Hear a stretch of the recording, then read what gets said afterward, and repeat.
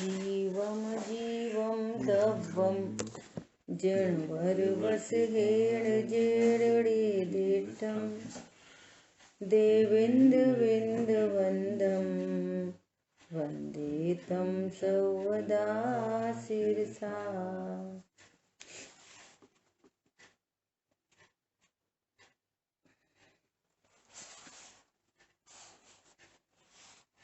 तीसरे अधिकार की भूमिका के अंतर्गत अपन ने अब तक 6 पॉइंट्स पर चर्चा कर ली थी। आज 7वें पॉइंट को शुरू करेंगे। देखो क्या कह रहे हैं, इस नियम का अनुसरण करके इस शास्त्र में भी सच्चा मोक्ष मार्ग एक ही कहा है और वह निश्चय मोक्ष मार्ग है, किंतु उसका निरूपण 2 प्रकार से किया जाता है। निरूपण कथन पद्धति में अनेक रूप बनते हैं, है ना, परंतु वस्तु तो वस्तु ही रहती है। ये बहुत इंपॉर्टेंट बात है। तो मोक्ष मार्ग कितने हैं कि एक ही है। स्वभाव के आश्रय से होने वाली रत्नत्रय परिणतियां ये मोक्ष मार्ग है। और उस चूंकि राग, संपूर्ण राग का अभाव नहीं होता, शेष राग रहता है, तो उस शेष राग के अंतर्गत कुछ परिणाम होते हैं। तो उन शुभ परिणामों को उपचार से मोक्ष मार्ग कहा जाता है। इतनी सरल बात है। अभी क्या कह रहे हैं, वह शुद्ध वीतराग अंश और शुभ सरागी अंश बतलाने के लिए किया है ना। जो शुद्ध वीतराग अंश है उसको बताने के लिए निश्चय मोक्ष मार्ग, और जो शेष राग है उसे बताने के लिए व्यवहार मोक्ष मार्ग कहते हैं। अब आप समझ जाओ कि जो व्यवहार मोक्ष मार्ग जिसे कहा जा रहा है वो मोक्ष मार्ग तो नहीं, साथ में रहने वाला शुभ भाव है। देखो चौथे 5वें गुण स्थान में अशुभ भाव भी होते हैं, लेकिन अशुभ भाव को मोक्ष मार्ग नहीं कहते। ऐसा नहीं है जितना शेष राग बचा वो सब व्यवहार है, नहीं। अशुभ को व्यवहार नहीं कहते, शुभ भाव को व्यवहार कहते हैं। और शुद्ध परिणाम तो वीतराग परिणति है ही है ना, जो वास्तव में धर्म है। ये बात चल रही है। 8वां पॉइंट, मुनिराज की मुख्यता से यहाँ निश्चय मोक्ष मार्ग कहा है, इसलिए निचले गुण स्थानों में निश्चय मोक्ष मार्ग नहीं होता, ऐसा नहीं समझना चाहिए।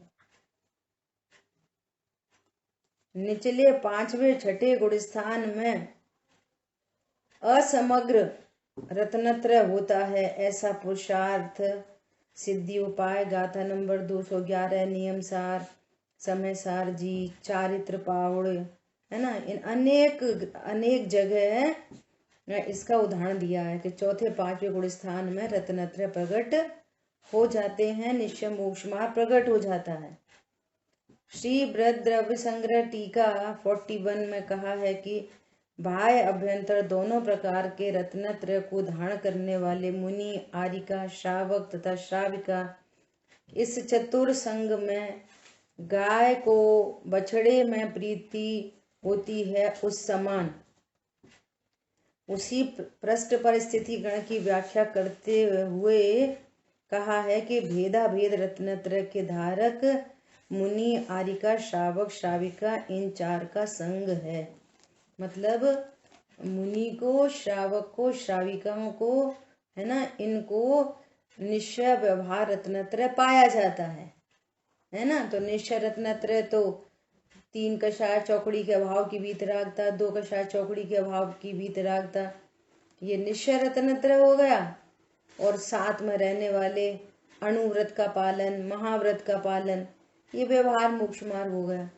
अब अणुव्रत महाव्रत बंध के हेतु हैं, और निश्चय जो रत्नत्रय है वो मोक्ष का हेतु है। एकदम क्लियर बात है।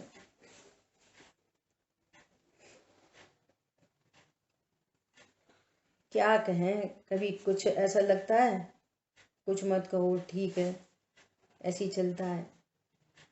कभी ऐसा पीछे से जोर आता है कि कहना चाहिए। कल कल एक क्या बोलते हैं, एक मुनिराज का प्रवचन, आजकल तो यूट्यूब पर सब चीज उपलब्ध है ना, और वो कह रहे थे कि व्यवहार मोक्ष मार्ग भी आत्माश्रित होता है, ऐसा कह रहे थे। बाहर में 28 मूल गुण पालन करने से छठवा सातवां गुण स्थान होता है, और छठवा सातवां गुण स्थान होने पर आत्मानुभूति होती है, ऐसी व्याख्या कर रहे थे। बस क्या कहो, अपन तो आचार्य भगवंतों को सिर माथे रखकर, है ना, और बस वीर तुम बढ़े चलो, धीरे तुम बढ़े चलो, ऐसी स्थिति है। कई बार ऐसा विकल्प आता है कि लाओ इसको अपन ग्रुप पे भेज दें, सुनो बाहर में क्या क्या चल रहा है, फिर लगता है कि छोड़ो।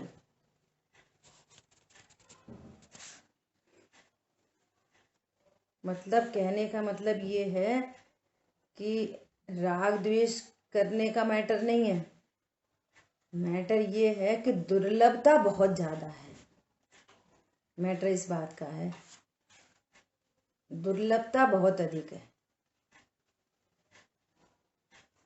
हमें कैसे पता चले कि हमें सत्य स्वरूप पता चल रहा है? तो अपने पास आगम आधार है उसका,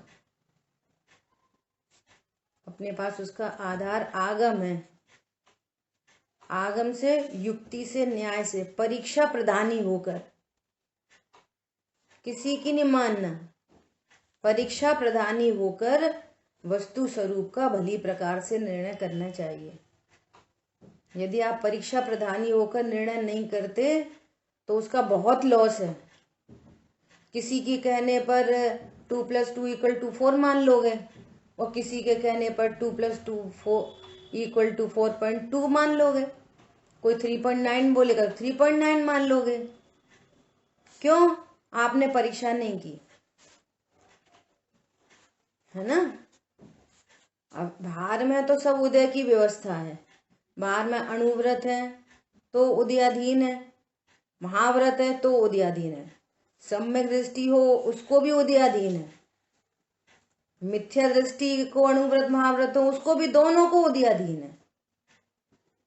मोक्ष मार्ग तो रत्नत्रय से प्रकट होता है, और रत्नत्रय भेद विज्ञान से होते हैं, और भेद विज्ञान तत्व निर्णय से होता है, तत्व निर्णय आचार प्रणीत ग्रंथों की स्वाध्याय करने से होता है। सो भी अकेला स्वाध्याय नहीं, बराबर आगम, युक्ति और न्याय पूर्वक। बोले कितनी बड़ी बात है। समंत भद्राचार्य देव क्या बोल रहे हैं, हे प्रभु, मैं आपको इसलिए नहीं मानता कि आपके छत्र चमर भामंडल हैं, ऐसी विभूति तो कोई माया भी कर सकता है।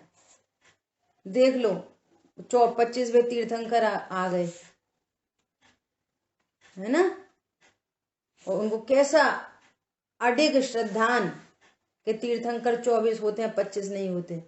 तो किसी मायावी ने 25वें तीर्थंकर के लिए सारा समोषण लगा दिया, लेकिन जो तत्व निर्णय करते हैं वो किसी भ्रम में नहीं पड़ते। ऐसा समझ आ रही है बात। आगम से, युक्ति से, न्याय से भली प्रकार परीक्षा करके तत्व को समझना, ये आपकी जिम्मेदारी है, परीक्षा प्रधानी होकर। ठीक है, इस तरह से यहाँ 8 पॉइंट हुए। अब 9वां पॉइंट कहते हैं, इस संबंध में विशेष आधार निम्न है ना। ये सब आधार दिए गए हैं कि किस ग्रंथ में क्या क्या चर्चा है। ठीक है, अपन इसको छोड़ते हैं, पूरे 9वें पॉइंट को पूरा छोड़ते हैं, क्योंकि बहुत सारे आधार दिए हुए हैं। ठीक है, अपन भावार्थ देखते हैं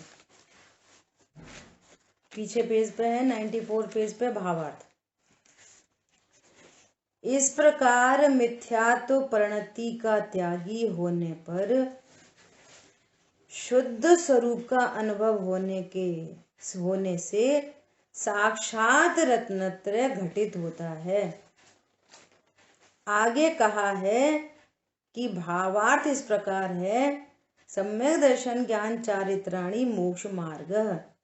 ऐसा जो कहा है वह सब जैन सिद्धांत में है और वही प्रमाण है। देखो, सम्यक दर्शन ज्ञान चारित्राणि मोक्ष मार्ग। ऐसा नहीं होता कि सम्यक चारित्र है लेकिन सम्यक ज्ञान सम्यक दर्शन नहीं है। बोलो, अब इसमें पूरे मैं इसको घुमा के श्रद्धा की पर्याय, ज्ञान की पर्याय, चारित्र की पर्याय आगे पीछे घुमाओ, सबको निर्णय करो।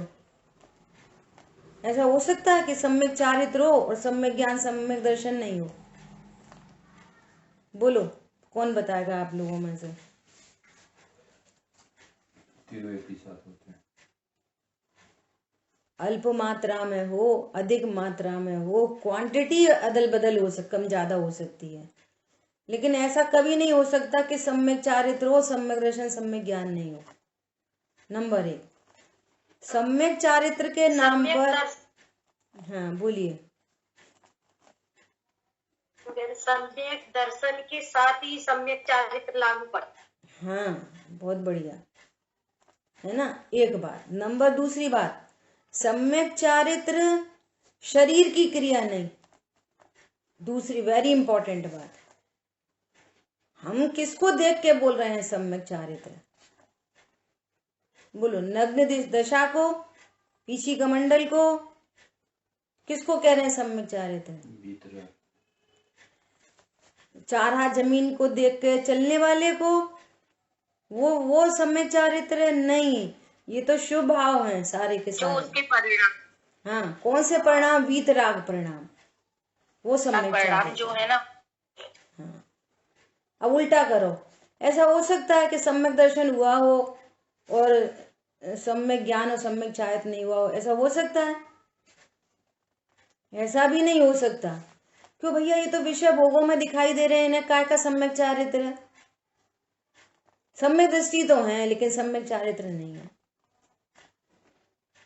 तो भैया वो प्रकट दिखाई नहीं दे रहा बाहर से, क्योंकि अप्रत्यक्ष ज्ञान का उदय है इसलिए।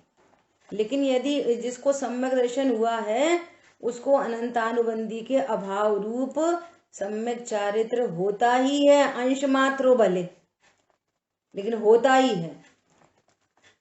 एक बात, करणान योग से हेतु लगाओ कि जब अपन ये कह रहे हैं कि सम्यक दृष्टि जीव नरक में नहीं जाता, त्रियंच गति में नहीं जाता, तो किसके बल पर बोल रहे हैं?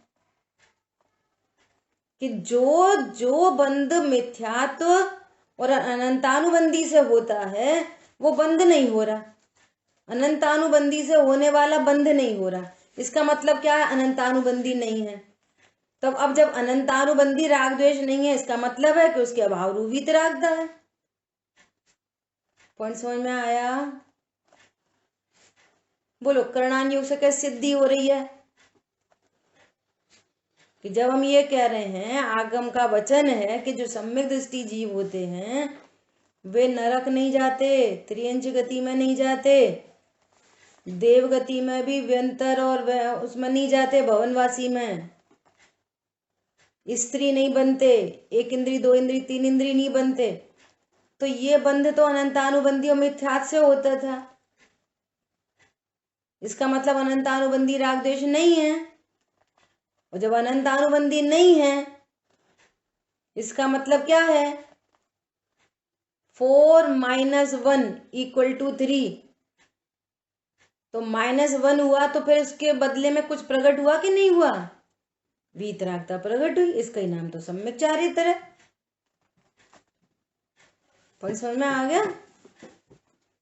अब ज्ञान को लगाओ कि कोई ऐसा बोले सम्यक ज्ञान तो है पर सम्यक दर्शन सम्यक चारित्र नहीं है। अब वो ज्ञान किस काम का जिसमें आनंद नहीं हुआ हो? सम्यक ज्ञान और सम्यक दर्शन की पहचान किससे होगी? अतीन्द्रिय आनंद से। तो जब सम्यक ज्ञान हुआ तब अतीन्द्रिय आनंद हुआ। तो ऐसा हो सकता है कि सम्यक ज्ञान तो हुआ लेकिन अतीन्द्रिय आनंद नहीं हुआ, तो उसको सम्यक ज्ञान कौन बोलेगा?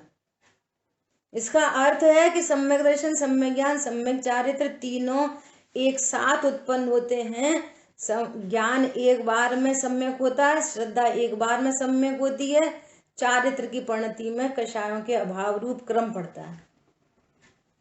अब वो कितना टाइम टेकिंग है वो क्रम? 48 मिनट भी हो सकता है शॉर्टेस्ट, कि 48 मिनट के अंदर चारों कषायों का अभाव होकर भगवान बन जाए, है ना। और 48 घंटे भी हो सकते हैं, 48 हफ्ते हो सकते हैं, महीने हो सकते हैं, साल हो सकते हैं, और 8-10 भव भी हो सकते हैं, और कुछ भी हो सकता है, डिपेंड करता है। लेकिन सम्यक दर्शन प्रकट है और सम्यक चारित्र न हो, ऐसा कभी नहीं हो सकता। ये वाली बात का हमें लॉजिक से निर्णय करना चाहिए। देखो इतनी सरल बात है, बहुत सरल बात है, बहुत सरल।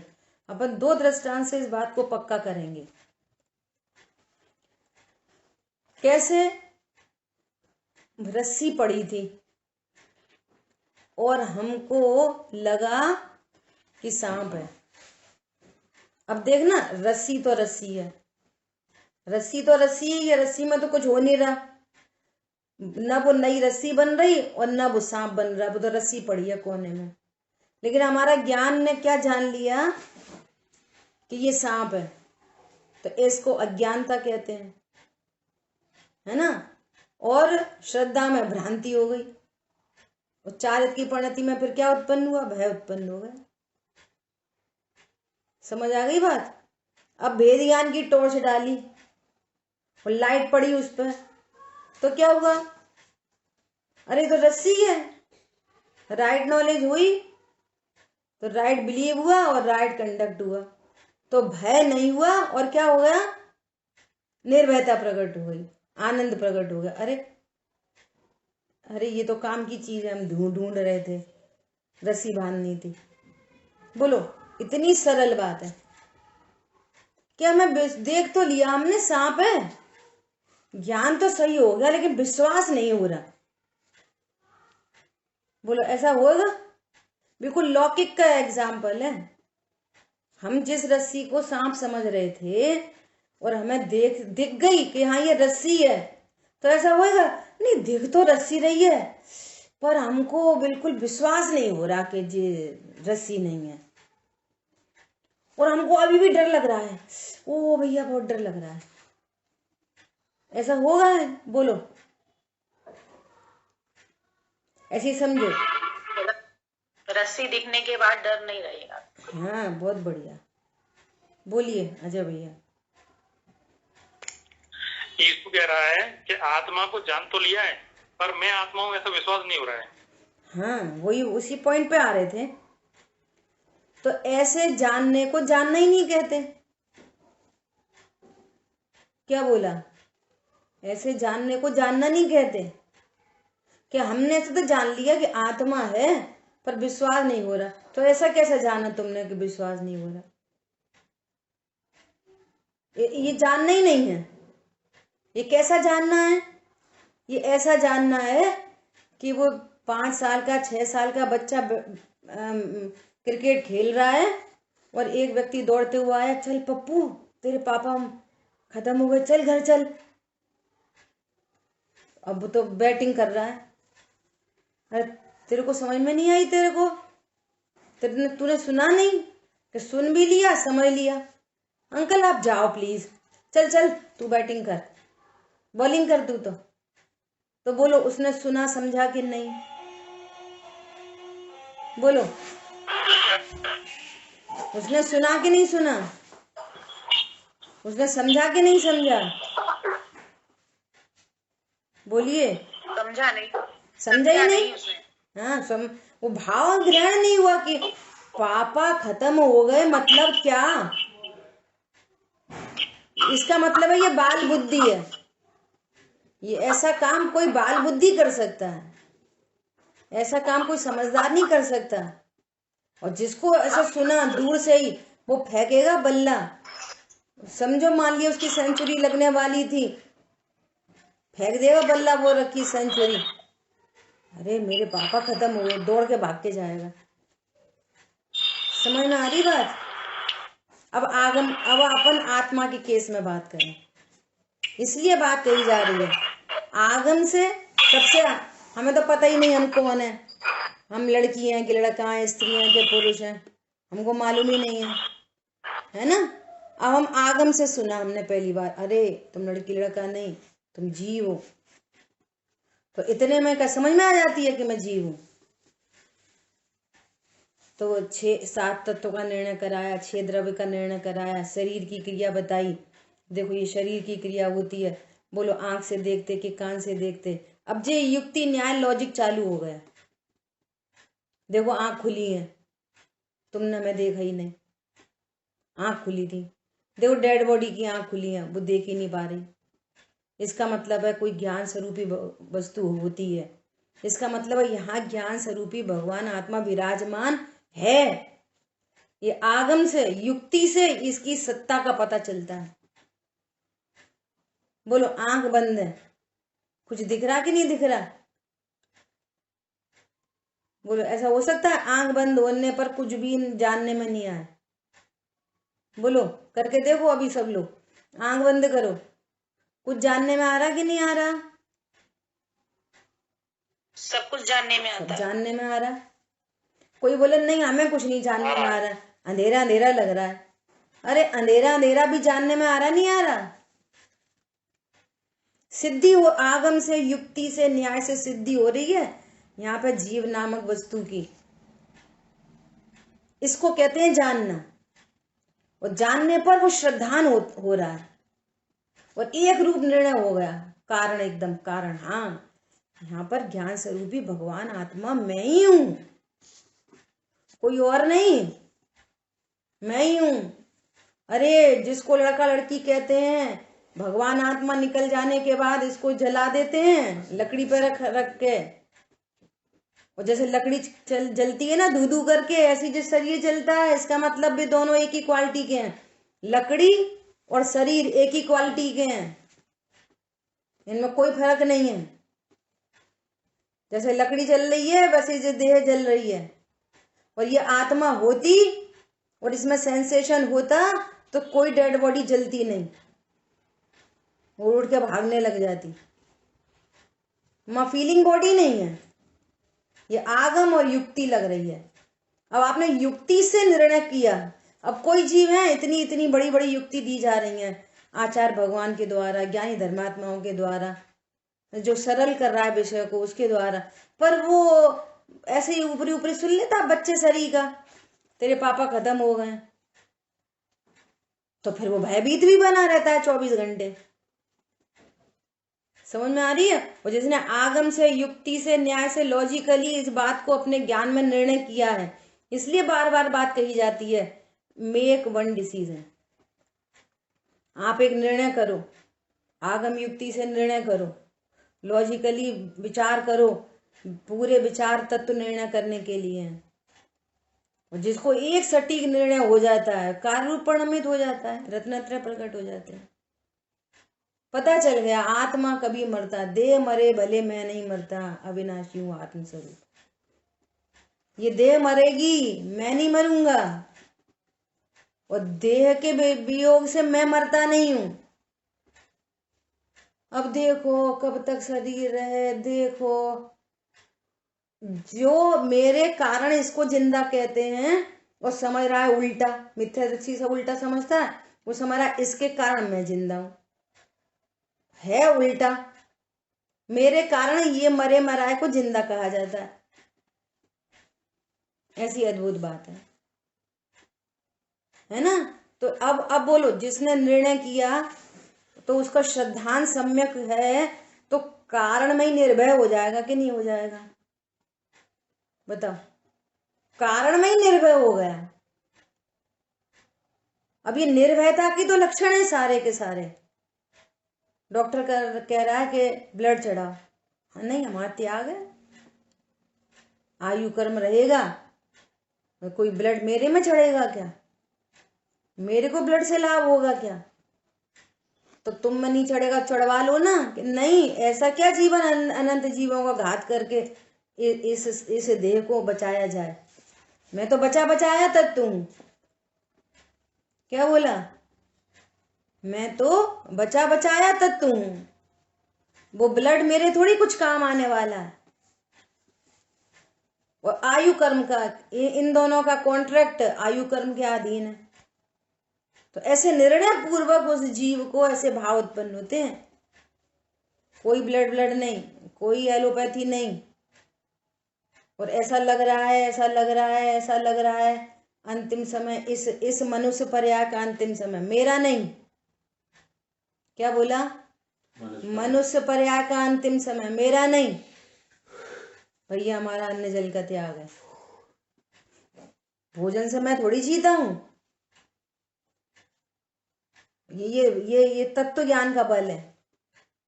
हैरान नहीं हो रहा, दुखी नहीं हो रहा, वो भैया सब छूट जा रहे हैं, भैया ध्यान रखियो, भैया तो हमारे सामने खड़े रहो, बहू कहाँ है, बेटा कहाँ है, अम्मा कहाँ है, कक्का कहाँ है। एकाकी एकतुल्य ही रहता हूं। बोलो, ये निर्णय का बल, ये है बल।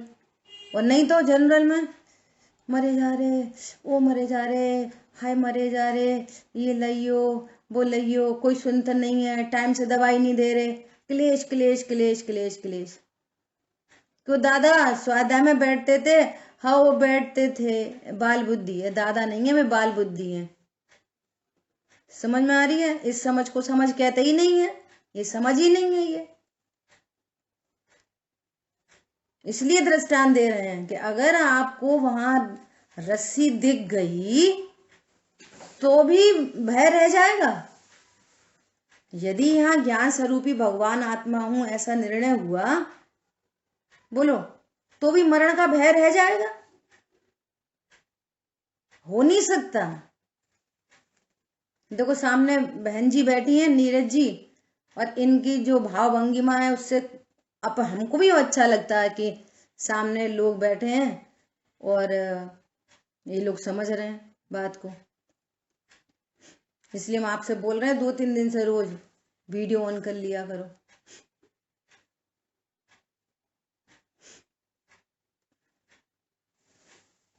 हमारी बात ख्याल में? ऐसा है मोक्ष मार्ग, सम्यक दर्शन ज्ञान चारित्राणी मोक्ष मार्ग। जहां ज्ञान, सच्चा ज्ञान हुआ, आगम पूर्वक सच्चा ज्ञान, सच्चा श्रद्धान और परिणति निर्भय है, ऐसी परिणति में रत्नत्रय का जन्म होता है। और ये पूरा कार्य ज्ञान का है। ये कोई देह की क्रिया इसमें कुछ काम नहीं आती। पूजा पाठ, व्रत, नियम, संयम कुछ काम नहीं आते, कुछ काम नहीं आते। एक प्लेटफॉर्म उपलब्ध कराते हैं वो अकेला बस, परंतु सारा काम ज्ञान करता है। और जहां ज्ञान सम्यक हुआ वहां श्रद्धा सम्यक होती है, वहां चारित्र में सम्यकपना आता है। ठीक है? अच्छा भैया, आपको आंसर मिल गया? चलिए बढ़िया। देखो क्या कह रहे हैं, इससे सिद्ध होता है कि चतुर्थ गुण स्थान में मिथ्यात्व का त्याग होते ही साक्षात रत्नत्रय प्रकट होता है। और फिर इसी शास्त्र में कलश 6 की टीका प्रश्न 13 में भी इसी प्रकार कहा है। बहुत सारे ग्रंथों के, बहुत सारे आचार्यों के यहाँ उद्धरण पेश हैं। आप वहां जाकर रत्नत्रय के बारे में क्या क्या कहा गया है वहां से आप देख सकते हैं। बहुत लोग ऐसा कहते हैं चौथे गुण स्थान में चारित्र नहीं होता, चौथे गुण स्थान में चारित्र नहीं होता, देखो विषय भोग हैं, देखो खा रहे पी रहे, देखो उठ रहे बैठ रहे। अरे गजब हो गई।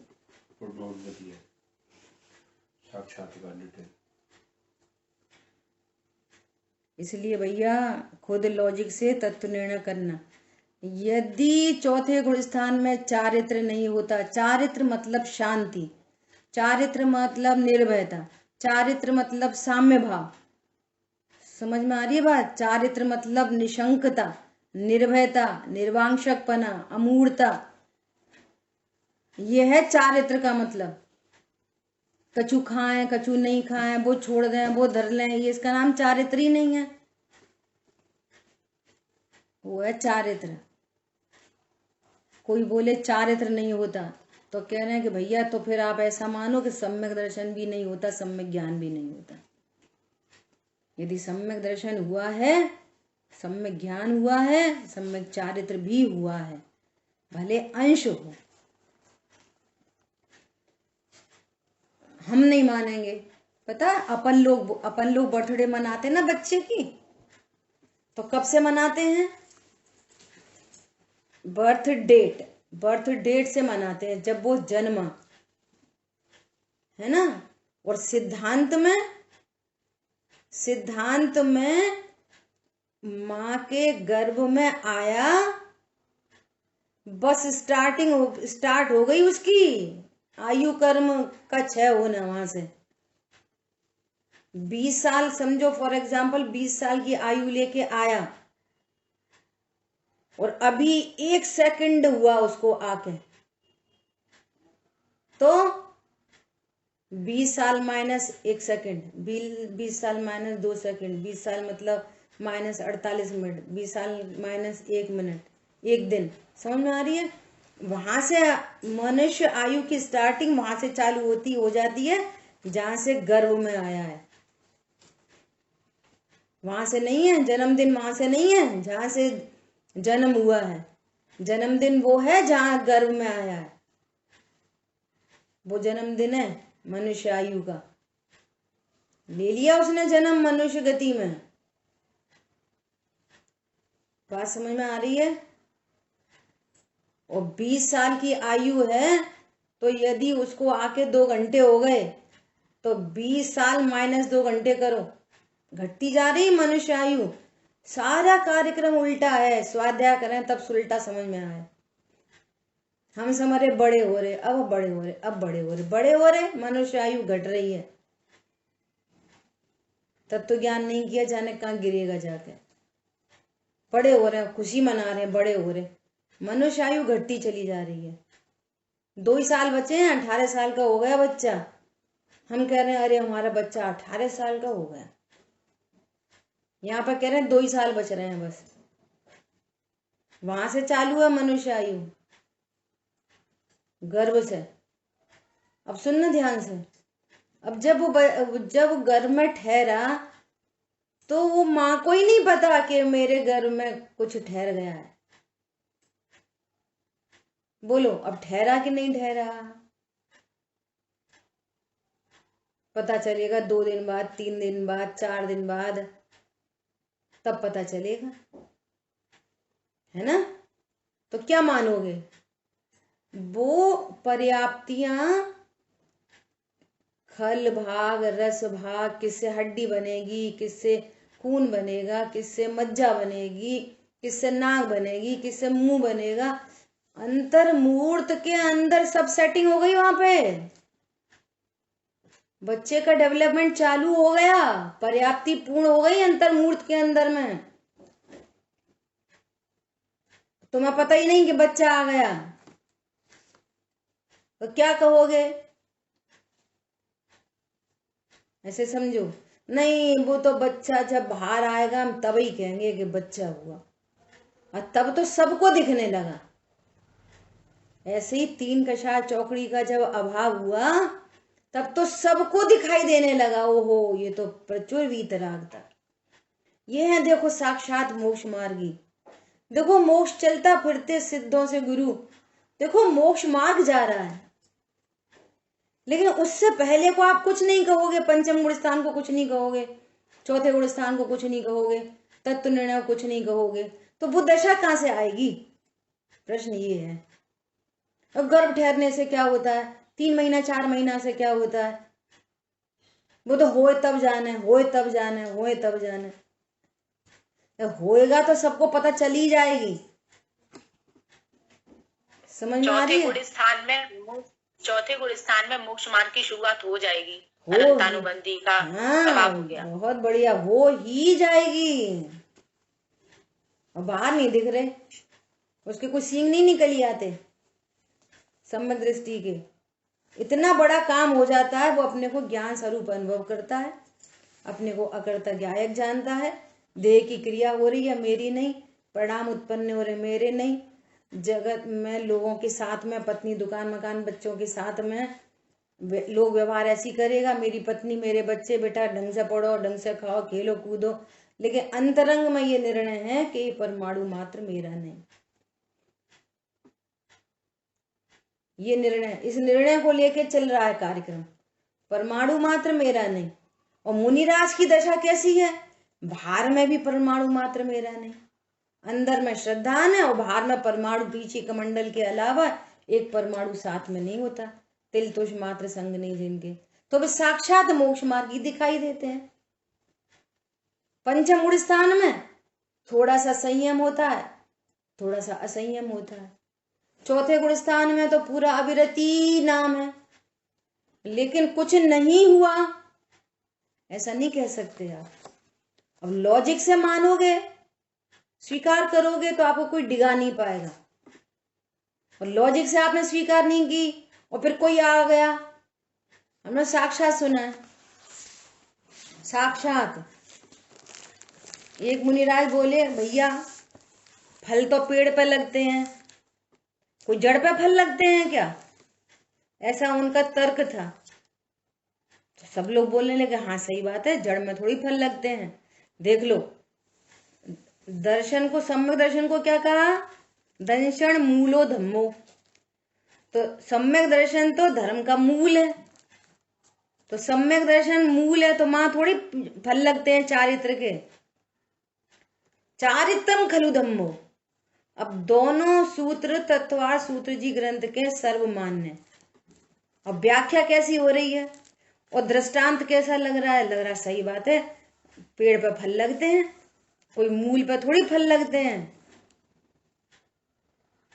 तो तुम लोग कहते हो कि भैया सम्यक दर्शन हो गया, चारित्र हो गया, पेड़ बनेगा तब फल लगेंगे चारित्र के, मूल पे कोई फल वल नहीं लगते। ऐसा दृष्टांत से बड़े पंडित साहब के सामने ये व्याख्या चल रही थी। अमेरिका से कुछ लोग आए हुए थे, अपनी क्लास वाले, उनको लेके अमायन गए थे।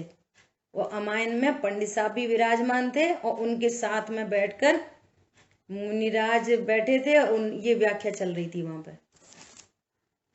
कोई क्या बोले, कुछ नहीं, सुन रहे थे सब लोग। सम्यक दर्शन करते हो तुम लोग, चारित्र हो तब जाने। भैया चारित्र कहते किसको है, इस बात को समझना पड़ेगा, बहुत महत्वपूर्ण बात है। सही बात है, जो मुनिराज को चारित्र प्रकट है सो चौथे गुण स्थान वर्ती को नहीं होता, जैसा उन्हें प्रकट है। पर उसके बदले ये बोलो कि उनको चारित्र होता ही नहीं है तो फिर उनको सम्यक दर्शन भी नहीं होता। उसका भी लॉजिक है कि जैसे अज्ञान मोहराग देश की पर्याय हम बिल्कुल लॉजिक से ये निर्णय कर पाते हैं कि यदि हमें रस्सी में सांप का भ्रम हुआ है तो ऐसा नहीं होता, भ्रम तो हुआ है पर भय नहीं हुआ हमको। ये भी उल्टा से लगाना, हमको अज्ञानता तो हुई, भ्रम तो हुआ पर भय नहीं हुआ। अरे भ्रम होगा तो भय होगा जरूर। इसका अर्थ है कि तीनों पर्याय एक साथ उत्पन्न होती हैं। ये एक बड़ा लॉजिक आ गया। ऐसे ही अगर सम्यक ज्ञान होगा तो सम्यक दर्शन, सम्यक चार, ये सम्यक वाली भी तीनों पर्याय एक साथ उत्पन्न होंगी, वे ये आगे पीछे नहीं उत्पन्न होती। ये तो अनुभूत है ना। ठीक है, शेष चर्चा अपन आगे करेंगे। जिनवा, अच्छा एक मैसेज और देना था। एक मैसेज ये देना है कि अब तक अपनी भूमिका बन गई और तीसरा अधिकार शुरू होने वाला है। अपने 2-3 हफ्तों से अपनी क्वेश्चन आंसर की क्लास नहीं चली है ना, और चूंकि उसमें समय भी बहुत देना पड़ता है, कभी शांतनु ऑफिस के काम में बिजी हो जाते हैं, अब मंगलायतन की क्लास भी पढ़ा रहे हैं आजकल है ना, और अपनी क्लास में भी ऐड होते हैं, तो वो असमर्थता बताते हैं, कभी ट्विंकल भी असमर्थता बताती है या तो आप में से कोई एक व्यक्ति इस जिम्मेदारी को लेके और क्वेश्चंस बनाए और फिर सब लोग चर्चा करें। फिर भी अपन एक और है हमारे पास, सुधा भाभी जी हैं, बहुत अच्छी स्वाध्यायी हैं, अपन आज उनसे भी चर्चा करने वाले हैं कि वे क्वेश्चंस बनाएं और आपके क्वेश्चन आंसर का डे सैटरडे का बना रहे, है ना। तो एक बात तो ये है। और यदि कोई व्यवस्था नहीं होती है तो अपन ये सोच रहे हैं कि ये तीसरे अधिकार में अब जितनी भी गाथाएं हैं, है ना, तो अपनी क्लास में मान लिया 15 लोग हैं फॉर एग्जाम्पल, रेगुलर सुनने वाले चलो 12 हैं, तो एक एक गाथा का विषय एक एक व्यक्ति, सिर्फ शॉर्ट लिस्ट, इस गाथा में क्या विषय आया, जैसा अभी हम लोगों ने कर्ता-कर्म अधिकार में ये प्रयोग किया। बहुत सारी गाथाएं थी, लोग थोड़े थे, तो एक एक व्यक्ति को 10 गाथाओं का लॉट दिया कि भैया इस 10 गाथाओं में क्या विषय आया, शॉर्ट में बताना है आपको। तो सबने इस तैयारी की और वो प्रयोग बहुत अच्छा रहा। तो अपन इस प्रकार से भी कर सकते हैं, एक एक व्यक्ति 2-2 गाथाओं पर चर्चा करे कि इसमें शॉर्ट लिस्ट में इस वाली गाथा में ये वाली बात आई, ये मुख्य बात थी। तो अब जो बीत गए, दूसरे अधिकार की बात कर रहे हैं। अब दूसरे अधिकार में तो आप देखो, आप लोग दूसरे अधिकार की तैयारी करो तो करो। हम ये चाहते हैं कि जो हम पीछे पढ़ चुके हैं तो हम एक एक गाथा का रिवीजन करके हम लोग आपको बताएं एक शॉर्ट में। तो अपन ये काम है ना, सुनो, अपन ये काम है ना, अपना तीसरा अधिकार तो चल ही रहा है डेली डेली, है ना। तो यदि फुल रिवीजन चाहिए तो फिर ऐसा करते हैं कि 2 काम नहीं होंगे कि तुम तीसरे अधिकार का भी सुनो उसकी भी तैयारी करो। तो अपन ऐसा करेंगे कि अभी तो पिछला छूट गया सो छूट जाने दो, है ना। अभी तीसरे अधिकार की तैयारी करो सभी लोग, है ना। सबको 2-2 गाथाएं दी जाएंगी, सब 2-2 गाथाओं पर अपने मंतव्य रखेंगे और जब ये पूरा प्रकरण खत्म हो जाएगा, है ना, थोड़ी सी गाथाएं बची हैं, तब अपन पहले अधिकार से वापस शुरू करके एक एक व्यक्ति को 5-5 गाथाओं का ग्रुप देंगे, 5-5 गाथाओं का ग्रुप देंगे। तो 2 दिन में 3 दिन में पूरे ग्रंथ का रिवीजन हो जाएगा। हाँ, ये ठीक रहेगा। एक बार रिवीजन करना आवश्यक है क्योंकि हम लोग सब नए लोग हैं, तो रिकैप हो जाएगा तो वो सब अभ्यास अच्छा हो जाएगा। बिल्कुल, तो जिम्मेदारी से ये काम करना है, ठीक है। तो अभी तीसरे अधिकार अब अपना कल से शुरू करेंगे, तो सभी लोग प्रॉपर नोट्स बनाएं अच्छे से और अपनी तैयारी करें। एक एक व्यक्ति को 2-2 गाथाओं पर बोलना है। अब ऐसा कुछ नहीं चलेगा कि हम तो जे वाली 2 पे बोलेंगे, हम तो जे वाली 2 पे, ऐसा नहीं। कोई सी भी 2 गाथा किसी को भी दी जा सकती है। नहीं तो आप जो पढ़ा चुके होंगे वही गाथा तो हम लोग वही हाँ, कल से शुरू हो रहा है। हाँ, कल से शुरू होगा ना तीसरा अधिकार, तो इस तीसरे अधिकार को सब लोग अच्छे प्रकार से समझें, तैयारी करें। तीसरे अधिकार के एंड में अपन 2-2 गाथाओं का रिवीजन करेंगे। पहले तीसरे अधिकार का करेंगे और फिर लास्ट में पूरे ग्रंथ का रिवीजन करेंगे। बहुत बढ़िया है ना। हम लोग है ना अमेरिका वाली क्लास में भी ऐसा करते हैं, पूरा ग्रंथ हो जाता है, फिर एक बार एट अ ग्लांस बहुत फास्टली 2 दिन में 3 दिन में अपन एक ग्रंथ को पूरा कर लेते हैं। सिर्फ 2-3 दिन में पूरा ग्रंथ हो जाता है ना, और आपको रिकॉलिंग हो जाएगी। चलिए, जिन वाणी के ज्ञान से सूझे लोकालोक, सो वाणी मस्तक नमो सदा दे तुम दो। बोलिए द्वाशामयी जिन वाणी माता की जय।